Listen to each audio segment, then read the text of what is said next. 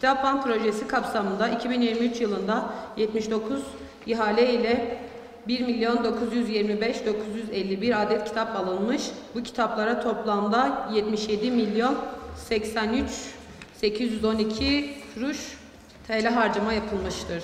Kitap Bank projesi kapsamında 2024 yılında 27 adet ihale ile 466.706 adet kitap alınmış. Bu kitaplara toplamda 32.265.536,65 TL harcama yapılmıştır.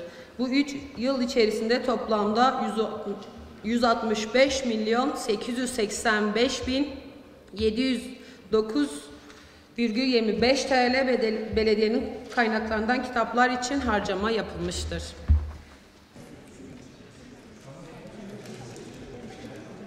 Bu söz konusu protokollerin tamamının aslında belediye hizmet alanı dışında yapıldığı, bu anlamda bir arkadaşlarımızdan bir komisyon oluşturulduğu ve bu komisyonun da protokolleri incelediği ve bu incelemeler sonucunda da çok ciddi bir maddi külfet oluşturduğu, belediyemiz adına çok ciddi bir maddi külfet oluşturduğunu daha önce ifade etmiştik.